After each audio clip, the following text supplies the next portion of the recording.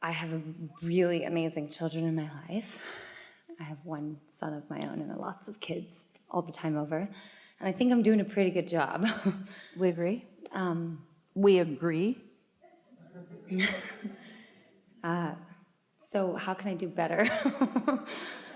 By understanding that they came to teach you, not the other way around. That's good. Because they still remember a lot of things that you have forgotten. Like it's supposed to be fun. And there's nothing serious going on. And I'm still good no matter what you think. Yeah.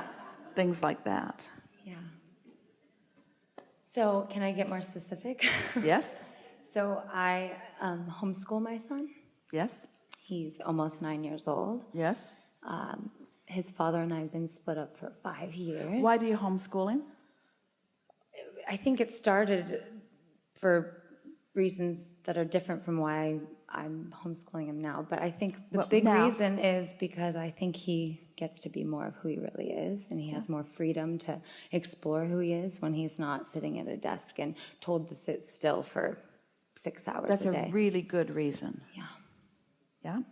And I think he understands that he has a really good school opportunity, but when it's time to actually be schooled, because I am his teacher, there's a lot of resistance there. Do you make him sit at a desk? Yeah. So not much. So not very much changed, did it? But not for as long as I try to make it short. You know, I try to make, just a short period of desk time. Should I take away the desk all the way? We're just playing with you a little bit, but there isn't anything in the world wrong with asking someone to segment intend and to choose this segment in which to focus. And it might be helpful if you would point out that this is a segment where we're going to think about these things and see how far we can go with the thought. And this is a segment where we're going to think about these things. It's really a matter of communication. Don't sneak up on him. So consistency will really help, because one of the things that parents often do that causes friction between them and their children, or anybody really, is that they forget that their children are independently focused and they have their own momentum going towards something. And so then all of a sudden, hey, it's time to come to the desk and think about this, which means put the brakes on whatever momentum you've got going and now come and focus upon what I've got going. Nobody can do that. And so making the plan in advance is really helpful. Being more clear about how you see the day unfolding, and communication about how what you see and what your child sees dovetailing together. It's really helpful, so that you rendezvous with harmony rather than with resistance. The thing that we think would serve everyone who's interacting with anyone, which means everybody, the thing that would serve you the most is to understand that there is this thing called momentum, and everyone's got it going on based upon their thoughts, and no one should ever expect anyone to change streams instantaneously. In other words, give them a chance for their train to slow down, for it to slow down enough that you can jump on with them. Just be reasonable about your understanding about how energy flows. So that applies to bedtime as well. When it's time for bed and he wants to stay up till midnight and I'm tired at 9, it's the same idea. Oh, so you need to go to sleep because I'm tired? So tell me more about how to handle that. It's interesting, isn't it, how so much that you want from your children is really about what you want for yourself. And they can smell that rat. They can feel the injustice in that. I feel it too. Mom, it's not my fault you stayed up late and now you're tired at 9 o'clock. I'm not tired. So what would happen if you went to sleep and he didn't? He would maybe stay up till 2 a.m. on the iPad. And then what would happen? Maybe he would sleep in till 11 o'clock the next day. But what if desk time was at 8? Consistently. He would be more tired at night, maybe. For a while.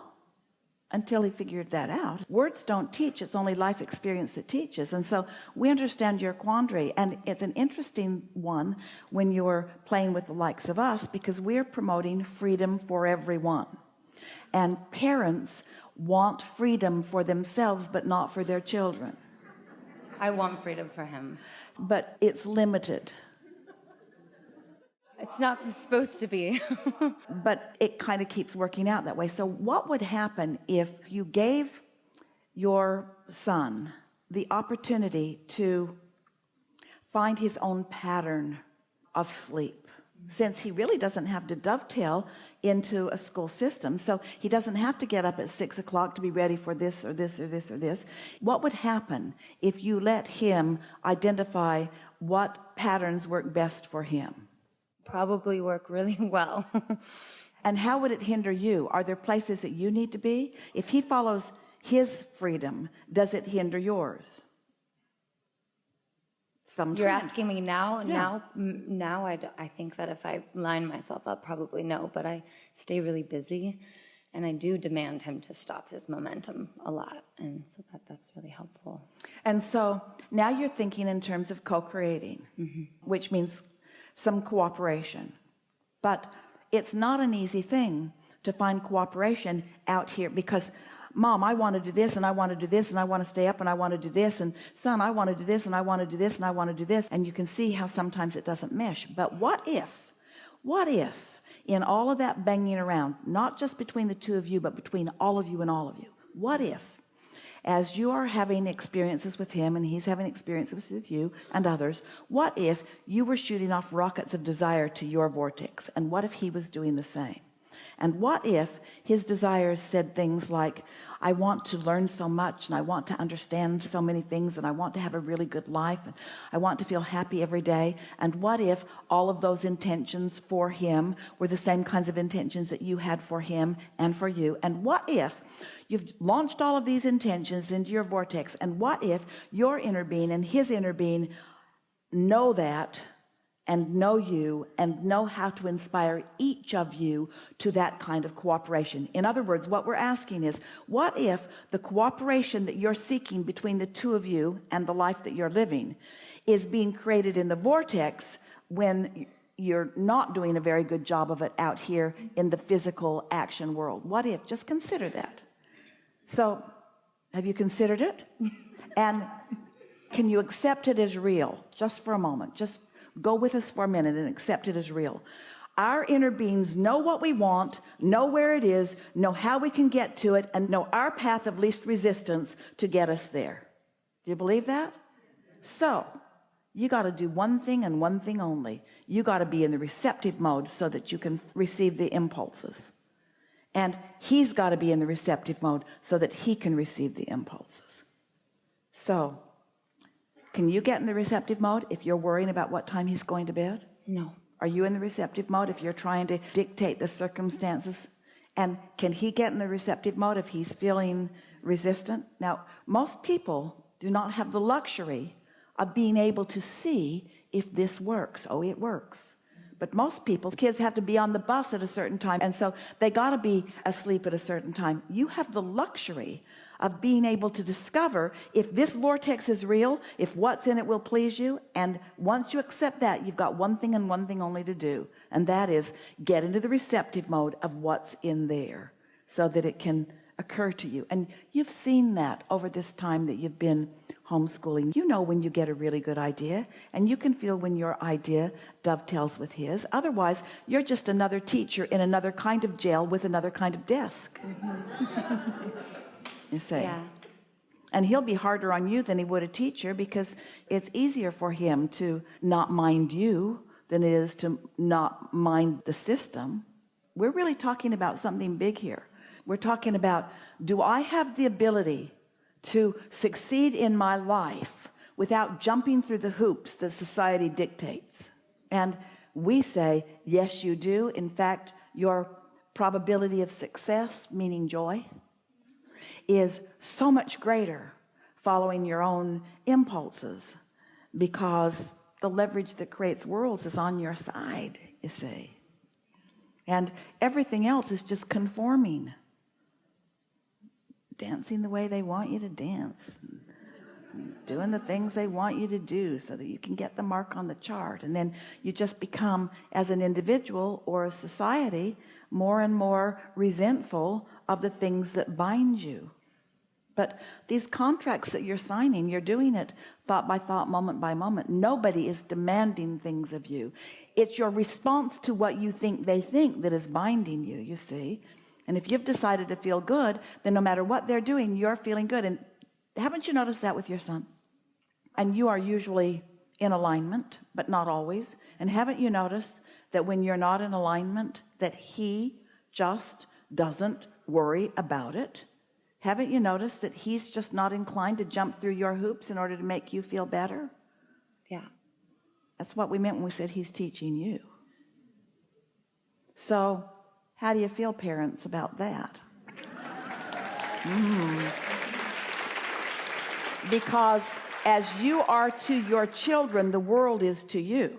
If you feel beaten down and suppressed and like you have to jump through hoops for whatever reason, then you know how your children feel.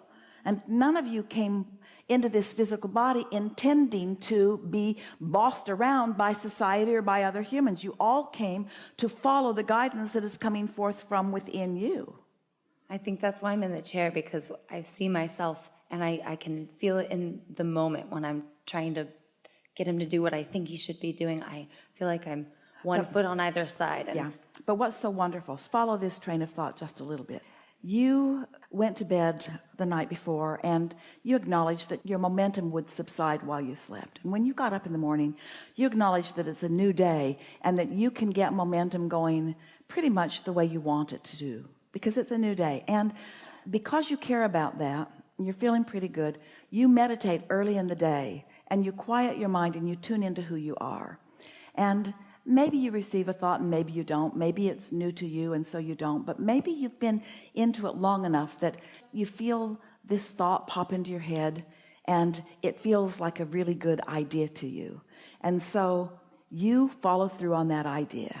And because you're tuned in, tapped in, turned on when you got the idea, it's an idea that satisfies everything in your vortex, which means you and your relationship with your son and your teaching and your schooling and all of the things that matter to you about that. And so this idea is a winner and you know it. And so you wait for perfect timing and express it, and you get almost immediate cooperation from your co-creative son partner.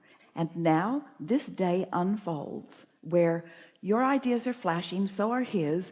Things are unfolding. It goes so much further beyond anything that you had thought up. In other words, you didn't plan this day. You and your son are living this magical moment where the entire universe is cooperating with the two of you, letting you know how important you are and how powerful you are, and both of you feel more blessed than you've ever felt before. And once that little phase of your experience is past, it might be 2 or 3 hours only, maybe not even that long, you have the satisfaction of knowing that you witnessed the power of alignment and the blending of vortices. This is the way it works. And then every night you go to bed, every morning you wake up. Sometimes you get more inspired than others. You feel the cooperation not just of your son, but of the entire universe. And you teach him how to tap into the magic. You teach him who he really is, you see. You encourage him to do the same thing through subtle words, not domineering lectures of this is what you need to do to live happily ever after, but by watching when he's doing some of it and amplifying it back to him and letting him know what a good teacher he is and how happy you are that the two of you get to co-create together like that. When you tap into this, it's not magic, it's normal, but it feels like magic because most people aren't allowing that much of it. When you let the universe yield to you in the way that it will, and you consciously witness it, and you understand it based upon what you did on purpose. My momentum subsided in the night. I woke up knowing that. I meditated and I tuned in and I received a thought and I followed through on it. And it went this good way and this good way and this good way and this good way and this good way. And then you just do that over and over again for the rest of your life. And your son tells his friends, yeah, my life's sort of magic. And they say, what do you mean? And he says, I get to do what I want.